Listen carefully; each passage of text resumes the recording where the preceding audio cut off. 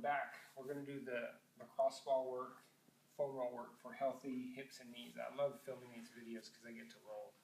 I use this stuff all the time. If I feel pain, or if I feel that I'm not moving properly, or my squats feel, if my hips feel tight when I'm squatting, lunging, doing the swings, or whatever, I just get on the foam roller and start working these muscles. I feel better instantly. So we're going to start with rolling the calf. The protocols, each body part that we work on is about 50 seconds. We're going to roll with the roller first. We're going to do the calf, hamstring, low back, lats, and teres in that order, and then we're going to actually go ahead and do the same thing on the other side. So we'll start with the calf. Toe pointed straight up. I got my leg crossed over because I like the extra pressure. You don't have to though. I turn my toe out, and that rolls the lateral part of my calf and the peroneals. And when I turn my toe in, that rolls the inner part of my calf. So make sure you get all parts of the calf. And make sure you go from your ankle all the way to the just below back of your knee. Okay, from there we're going right into the hamstrings, and the same idea as the calf.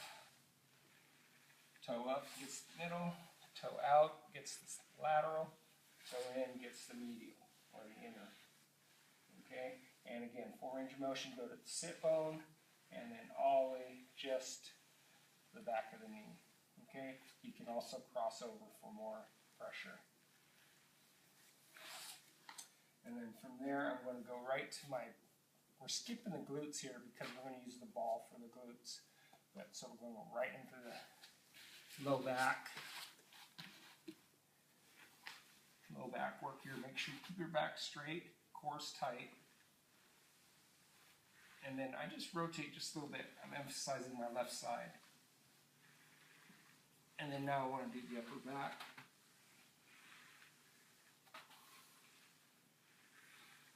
And you're probably wondering what the low back has to do with the hips. It has a lot to do with the hips, so we want to make sure the muscles of the low back, thoracolumbar fascia, they're nice and healthy.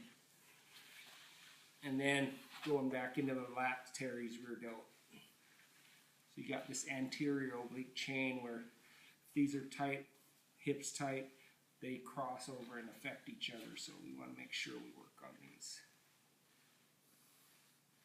Hips affect the shoulders.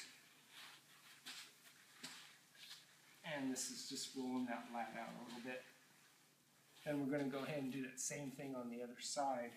Once we complete both sides, then we're going to go to our lacrosse ball work. And what we're going to do is use this on the wall, or you can do it on the floor. I prefer the wall. I can control the pressure better. So I'm going to take the lacrosse ball. I want to work on here's the top of my leg. That's called the greater trochanter. Here's the pointing part of my hip. We're going to work with all the muscles right through here, including the glute max. That's our goal with the hip. So I'm going to work all this stuff here. So right now, TFL, glute medius or minimus right now. I got most of my weight on this leg. This one's, there's some weight on it, but not much. Because I want this glute to relax. If I stand up on it, it's going to get tight. And then I just roll those muscles. That's really tight on me right there. Now I'm right on the glute max. I'm just going to roll my glute max out. A lot of times when you roll this area, you can get pain that goes into your hamstring, into your butt, into your sacrum, down your leg. So be aware of those types of pain referral patterns because those are trigger points that need to get taken care of.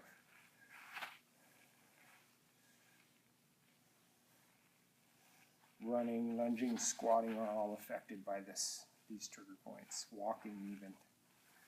Okay, so that's how you roll your hips with the lacrosse ball.